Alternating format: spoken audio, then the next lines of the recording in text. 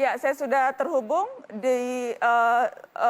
lewat video call dengan Benny Edward, warga di Medan, Sumatera Utara. Selamat malam, Benny.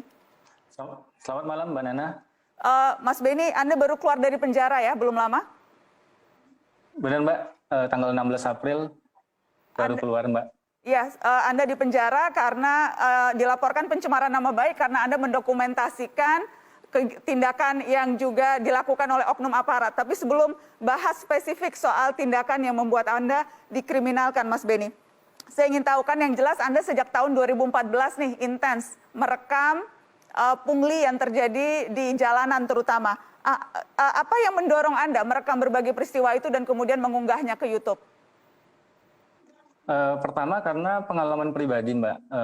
Ketika saya menjadi korban pungli, lalu saya merasa ini tidak boleh terus-terusan terjadi, terus-terusan dibiarkan. Karena pada saat menjadi korban pungli itu pun sebenarnya kondisinya saya tidak bersalah.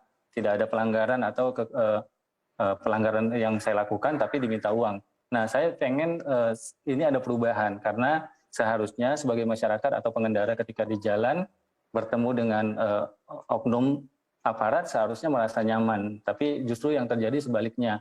Beberapa kali, bahkan sering kali saya dalam perjalanan darat itu hampir selalu menjadi korban. Hampir menjadi korban, seperti itu, Mbak. Dan kemudian? Karena itu saya ingin ada perubahan.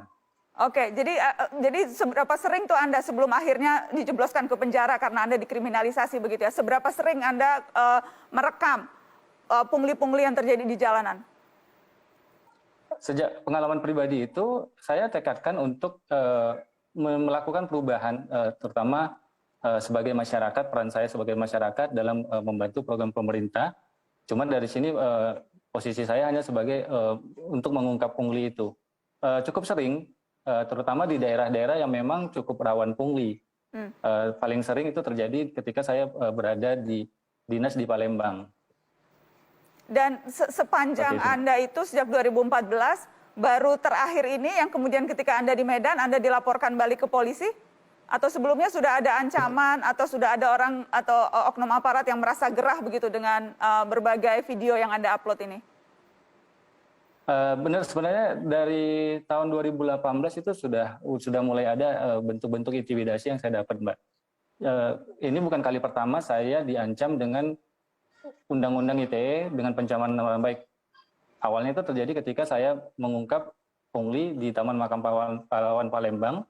Di situ pun sebenarnya saya hampir menjadi korban berita bohong, di mana oknum salah satu admin di akun Lantas Palembang menyebar berita bohong terkait hasil sidang disiplin oknum anggota yang ketika itu terduga melakukan pungli. Di situ saya disebutkan akan dilapor balik karena melakukan pencemaran nama baik institusi. Dan banyak lagi juga intimidasi yang saya dapatkan selain dari intimidasi secara verbal ataupun bahkan secara fisik juga. Ketika saya di Jakarta, ketika saya di Kelapa Gading, kalau tidak salah di situ saya malah sempat dipukul 2 oknum anggota.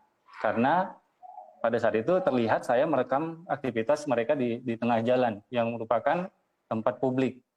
Pernah juga ketika di Palembang, saya juga pernah sempat disandera selama 1 jam di pos polisi, lagi-lagi karena merekam aktivitas polisi yang terjadi di tempat publik, yang mana tidak seharusnya memang tidak ada larangan melakukan rekaman di tempat publik.